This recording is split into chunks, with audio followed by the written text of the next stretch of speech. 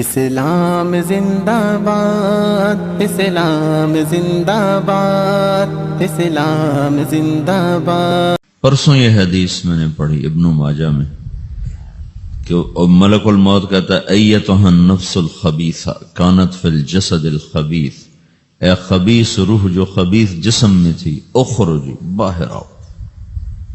اب وہ واپس تو ہو نہیں سکتا، اپنے آپ کو روک تو سکتا نہیں، تو وہ حیران پریشان خوف زدہ، تو اس کے جواب میں اس کو ملک الموت کہتا ابشری ابشری بحمیم وغساق وآخر من شکلہ ازواج، تیار ہو جا خوفناک عذاب کے لیے اور کھولتے پانیوں کے لیے، کانٹے دار جھاڑیوں کے لیے اور بے شمار عذاب کی شکلوں کے لیے۔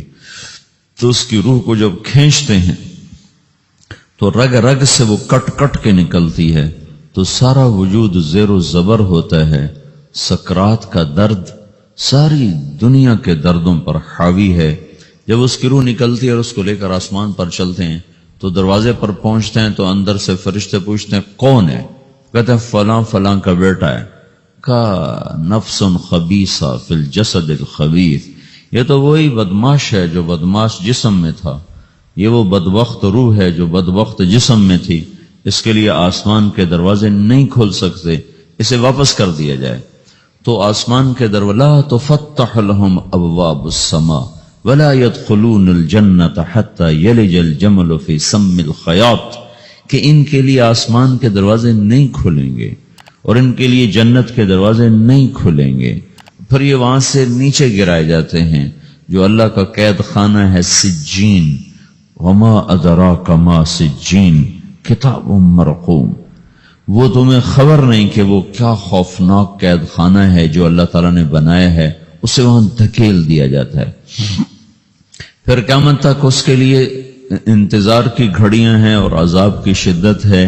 اور جب کوئی نیک آدمی اللہ تعالیٰ کے دربار میں جانے کا اس کا وقت آتا ہے تو اللہ تبارک و تعالیٰ فرماتے ہیں ان الذین قالوا ربنا اللہ ثم استقاموا تتنزل علیہم الملائکۃ الا تخافوا ولا تحزنوا وابشروا بالجنۃ التي کنتم توعدون نحن اولیاؤکم فی الحیاۃ الدنیا وفی الآخرہ ولکم فیہا ما تشتہی انفسکم ولکم فیہا ما تدعون نزل من غفور الرحیم۔ جب کوئی نیک مرد عورت کے جانے کا وقت آتا ہے تو اس کے لیے بھی فرشتے آتے ہیں اور آ کر اس کو خوشخبری دیتے ہیں اور آ کر اس کو تسلی دیتے ہیں کہ آپ غم نہ کریں، پیچھے والے بھی آپ کو مل جائیں گے، آپ خوف نہ کریں، آگے ساری منزلیں آپ کے لیے آسان ہیں، آپ کے لیے جنت بھی تیار ہے، رب بھی مہربان ہے۔ اور حدیث پاک میں آتا ہے کہ ملک الموت اور 4 فرشتے آتے ہیں، وہ 4 فرشتے اس کو سہلاتے ہیں، دباتے ہیں کہ موت کا درد اسے محسوس نہ ہو۔ اور ملک الموت فرماتے ہیں ایتھا النفس الحمیدہ کانت فی الجسد الحمید اخرجی، اے نیک روح جو نیک جسم میں تھی باہر آؤ۔ کیا کرو؟ وابشری بروح وریحان ورب راض عنک غیر غضبان، آپ کو بشارت ہو آپ کے لیے جنت تیار ہو چکی ہے اور وہاں کی ساری نعمتیں آپ کے لیے میسر ہو چکی ہیں اور اللہ آپ پہ راضی ہو چکا ہے اور اللہ آپ پہ خوش ہو چکا ہے۔ اس پر اس کی روح کو نکالا جاتا ہے، پھر سارے فرشتے اس کو استقبال کے ساتھ جب آسمان پر لے جاتے ہیں تو اندر سے پوچھتے ہیں کون ہے؟ کہ فلاں فلاں کا بیٹا، فلاں فلاں کی بیٹی۔ کہتے ہیں نفس حمیدہ فی جسد حمید، یہ تو نیک روح تھی جو نیک جسم میں تھی، مرحبا بہی، اس کو ہم سب استقبال کس کا کرتے ہیں۔ اور ایک دم آسمان کے دروازے کھلتے ہیں، پھر وہ پہلا دوسرا تیسرا چوتھا سارے آسمان پار کرتا ہوا اللہ پاک کے عرش کے نیچے کے جا کر، مرد ہے یا عورت، وہاں جا کر سجدے میں سر رکھتا ہے اور اللہ تعالیٰ فرماتے ہیں ہاں اس نے ہمیں خوش کیا، ہم اسے خوش کریں گے، اور اس کو عافیت کے ساتھ وہاں آسمان میں، پہلے آسمان سے لے کر اللہ کے عرش تک یہ سب ویٹنگ روم بنے ہوئے جہاں اللہ اپنے اپنے درجات کے مطابق جنت والوں کو ٹھہراتا ہے، اور وہ انتظار گاہ ہے اور وقت ختم ہو جاتا ہے، لہذا انتظار کی جو تکلیف ہے وہ بھی ختم ہو جاتی ہے۔ وقت ختم تو انتظار کا احساس ختم اور ٹائم کے گزرنے کا احساس ختم، تو جیسے اصحاب کہف کو اللہ نے غار میں داخل کر کے تو غار کے اندر سے وقت کو نکال کے باہر پھینک دیا. باہر 300 سال گزرے، اندر آدھا ہی دن گزرا تھا. وہ جب اٹھے ہیں تو وہ 25 برس کا نوجوان 350 سال کا ہو کے نہیں اٹھا، وہ 25 سال کی عمر میں اٹھا ہے. نہ ناخن بڑا ہے، نہ مونچھیں بڑی ہیں، نہ ان کی داڑیاں لمبی ہوئی ہیں، چونکہ تو زندہ تھے، مر نہیں گئے تھے. تو زندہ کے تو بال بھی بڑھتے ہیں، ناخن بھی بڑھتے ہیں، لیکن وہ اس طرح اٹھے کہ 300 برس گزر گئے اور 25 برس کا نوجوان 25 سال کی عمر میں اٹھا ہے، 20 برس کا 20 برس کی عمر میں اٹھا ہے. اور وہ کہنے لگے کم لبثنا، بھائی کتنا ٹھہرے ہیں؟ کہ یومن او بعض یومن، لگتا ہے کوئی دن آدھا دن ٹھہرے ہیں. وہ صحیح کہہ رہے تھے. باہر اللہ تعالیٰ نے وقت کی گھڑی کو چلائے رکھا اور اندر غار میں اس کو سوئچ آف کر دیا، نکال دے کے یہاں وقت کو داخل نہیں ہونے دیا. تو وقت کے گزرنے سے جو بھی اثرات مرتب ہوتے ہیں وہ ان پر مرتب نہیں ہوئے. تو وہ 20 آدھے دن کے بعد اٹھے ہیں. باہر 300 سال، اندر آدھا دن. یہی کچھ اللہ تبارک و تعالیٰ برزخ میں کر دیتا ہے، وقت کو ختم کر دیتا ہے، گزرنے کا احساس نہیں ہوتا ہے. تو اس طرح میرے عزیزو، یہ 2 موتیں ہر انسان دیکھتا ہے. یا وہ جنت کے فرشتوں کا استقبال دیکھتا ہے یا جہنم کے فرشتوں کی مار اور پٹائی کو سہتا ہے. رابعہ بصری رحمت اللہ علیہ کا انتقال ہونے لگا تو انہوں نے رات کو فوت ہوئی تو انہوں نے اپنی خادمہ کو بلا کے فرمایا کہ کسی کو بتانا نہیں، جب میں مر جاؤں تو پڑوس میں 2-4 کو بلا کر نا میرا جنازہ پڑھوا دینا، اور جس کرتے میں تہجد پڑھتی تھی وہی میرا کفن بنا دینا، اور صبح بے شک لوگوں کو بتا دینا میرے مرنے کے بعد میری میت کو رکھنا نہیں، فوراً دبا دینا. تو جب ان کا انتقال ہوا تو انہوں نے پڑوس کے 2-4-10-20 آدمی بلائے اور ان کو تدفین تجہیز سب کچھ ہو گئی. صبح شور مچا کہ وہ رابعہ بصری کا انتقال ہو گیا. تو اگلے دن وہ خواب میں اس خادمہ کو ملی اور کہا بیٹی تیری بڑی مہربانی، تو نے میری وصیت کے مطابق عمل کیا. اس نے دیکھا کہ انہوں نے ایک خوبصورت سبز لباس پہنا ہوا ہے. تو وہ فرمانے لگی، انہوں نے سوال کیا کہ آپ کے ساتھ قبر میں کیا ہوا؟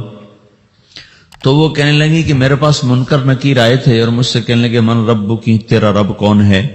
تو میں نے کہا سبحان اللہ، 40 برس جس کو میں نہ بھلا سکی اس کو 4 ہاتھ زمین میں آ کے میں بھول جاؤں گی.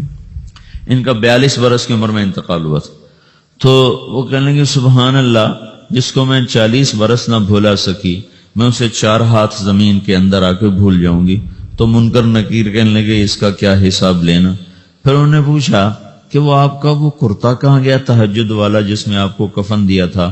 کہا وہ اللہ نے مجھ سے لے لیا ہے اور میرے اعمال کے خزانے میں رکھ دیا ہے. قیامت کے دن میرا وہ کرتا بھی میرے ترازو میں تولا جائے گا اور مجھے یہ لباس پہنایا ہے جو جنت کا لباس ہے. یہ بھی ایک موت ہے. اس طرح بھی لوگ مرتے ہیں. اور دوسری بھی ایک موت ہے، ہمارے علاقے کی بتا رہا ہوں، اپنے علاقے کی. ایک ذمہ دار مر گیا، اس کی قبر کھودی، ساری بچھوؤں سے بھری ہوئی، ایسے جیسے چیونٹیاں پھر رہی ہوتی. تو انہیں وہ بند کر کے دوسری کھودی، ساری بچھوؤں سے بھری ہوئی. پھر وہ بند کر کے تیسری کھودی، ساری بچھوؤں سے بھری ہوئی. قبرستان میں اتنے بچھو کہاں سے آ گئے؟ یہ زمین کے بچھو نہیں ہے، یہ آخرت کی بلائیں ہیں جس کے ساتھ اب اس سے قیامت تک رہنا ہے اور گزارا کرنا ہے. تو یہ 2 طرح کی موتیں روزانہ لوگ مرتے ہیں، روزانہ لوگ مرتے ہیں. جب نماز کا وقت ہوتا ہے ملک الموت ساری دنیا کا چکر لگاتا اور دیکھتا ہے کون پڑھ رہا ہے کون نہیں پڑھ رہا، کون پڑھ رہا ہے کون نہیں پڑھ رہا. جو نماز کی پابندی کرتا ہے اس کی موت آسانی سے ہوتی، جو نماز میں غفلت کرتا ہے اس کے ساتھ موت کے وقت شدت اور سختی اختیار کی جاتی. تو بھائیو، یہ ایک جسم ہے، ایک روح ہے. روح باقی رہنے والی چیز ہے، جسم مٹ جاتا ہے، پھر اللہ سے قیامت کے دن نیا جسم عطا فرمائے گا، ایک نیا جسم دیا جائے گا. روح وہی ہے جو اللہ کے خزانوں میں جمع ہو جاتی ہے. نافرمان کی سیاہ کالی روح ہوتی، فرمان بردار کی روشن چمکدار روح ہوتی ہے. تو اللہ نے کچھ تقاضے جسم کے رکھے ہیں اور کچھ روح کے رکھے ہیں. جسم کے تقاضے پورے نہ کرو تو یہ پریشان ہو جاتا ہے، روح کے تقاضے پورے نہ کرو تو یہ پریشان ہو جاتی. روح کی پریشانی جسم سے زیادہ ہے، چونکہ روح کی طاقت جسم سے زیادہ ہے. جسم مٹی سے بنا ہے، اس کی غذا بھی مٹی سے نکلتی ہے. روح آسمان سے ہے، اس کی غذا بھی آسمان سے ہے۔ روح کا تعلق جب تک اللہ سے نہیں جڑتا اس سے بھوک اور پیاس لگتی رہتی ہے۔ جسم کو جب تک روٹی اور پانی نہ ملے یہ تڑپتا اور پریشان رہتا ہے۔ جیسے اللہ تعالیٰ نے ہمارے جسم میں روٹی اور پانی کی طلب کو بے ساختہ رکھ دیا ہے۔ میں بیان کے دوران بھی پانی پی رہا ہوں، آپ دیکھ رہے ہیں کہ مجھے میرا حلق سوکھ جاتا ہے، مجھے طلب محسوس ہوتی ہے پانی، حلق سوکھتا ہے پانی کی طرف بھاگتے ہیں، بھوک لگتی ہم روٹی کی طرف بھاگتے ہیں۔ یہ ایک ایسا اندر میں آٹومیٹک سسٹم ہے کہ ہم اس کو آف نہیں کر سکتے۔ یہ سوتے سوتے بھی بھوک کی وجہ سے آنکھ کھل جاتی، سوتے سوتے پیاس کی وجہ سے آنکھ کھل جاتی ہے۔ یہ ایسا خود اللہ تعالیٰ نے ساختہ نظام بنایا ہے کہ آپ اپنے جسم میں روٹی اور پانی کی طلب کو نہیں نکال سکتے۔ میرے عزیزو، ٹھیک اسی طرح اللہ نے انسانی روح میں اپنی طلب رکھ دی ہے اور اپنے رسول کی طلب رکھ دی ہے۔ یہ دو طلب ایسی ہیں کہ یہ آپ کے جسم روح سے نکل نہیں سکتی۔ جیسے بھوکا روٹی نہ کھا لے، پیاسا پانی نہ پی لے، اسے چین نہیں آ سکتا۔ وہ روح جو اللہ اور اس کے رسول سے نہ آشنا ہے، جب تک وہ وہاں تک پہنچ نہیں جاتی اسے چین نہیں آ سکتا، اس کا اندر پریشان رہے گا۔ 1997 میں جب جنید جمشید سے میری پہلی ملاقات ہوئی تو اس نے مجھ سے یہ سوال کیا کہ مولوی صاحب، ایک پاکستانی نوجوان جس گلیمر کو خوابوں میں دیکھتا ہے، وہ گلیمر تو مجھے زندگی میں ویسے ہی حاصل ہے، میرے چاروں طرف زندگی کا رقص ہے اور میری زندگی کی ہر خواہش، ہر تمنا پوری ہے، اس کے باوجود میرے اندر اندھیرا ہے، میرے اندر خلا ہے۔ مجھے لگتا ہے میں وہ کشتی ہوں جس کا کوئی ساحل نہیں، جس کی کوئی سمت نہیں، جس کا کوئی گھاٹ نہیں۔ یہ کیوں ہے؟ میرے ساتھ تو ایسا نہیں ہونا چاہیے۔ ایک عام لڑکا تو کہتا ہے ہائے کاش یہ ہوتا، اس کو وہ نہیں ہو رہا تو پھر وہ پریشان ہے، ہائے یہ ہوتا، ہائے وہ ہوتا۔ تو میں تو ہائے نہیں کرتا ہوں، میری تو ہر لذت اور خواہش میرے سامنے تشتری میں سجا کے پیش کی جا رہی۔ میں کیوں ایسا کر رہا ہوں؟ میں ہائے ہائے کیوں کر رہا ہوں؟ میرا اندر ویران کیوں ہے؟ میرے اندر میں خلا کیوں ہے؟ یہ وہی خلا ہے کہ وہ روح کی پیاس کو شراب میں بجھانا چاہتا ہے، وہ روح کی پیاس کو لڑکی میں بجھانا چاہتا ہے، وہ روح کی پیاس کو موسیقی سے بجھانا چاہتا ہے، وہ روح کی پیاس کو دنیا کی رعنائیوں میں 5 اسٹار ہوٹلوں سے بجھانا چاہتا ہے۔ روح کیا جانے روٹی کیا ہے، شراب کیا ہے، پانی کیا ہے، عورت کیا ہے، موسیقی کیا ہے، گھنگرو کیا ہے، پائل کیا ہے، چھنکار کیا ہے، روح کو ان چیزوں کی کیا خبر؟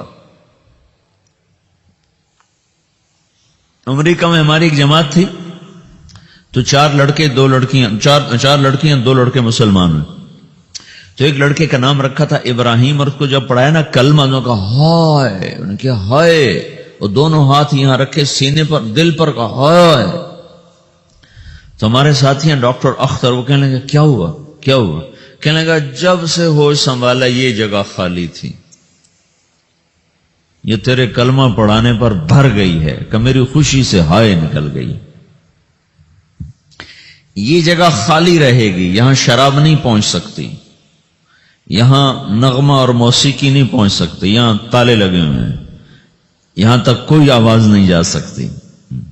دل کے تاروں پر ایک ہی نغمہ چڑھ سکتا ہے اور وہ اللہ کی یاد کا ہے، اور اللہ کی محبت کا ہے، اور اللہ کے رسول کی محبت کا ہے۔ باقی کوئی مضراب ایسا نہیں جو ان تاروں کو چھیڑ سکے، باقی کوئی چیز، آواز ایسی نہیں جو دل کی دنیا پر جا کر دستک دے سکے۔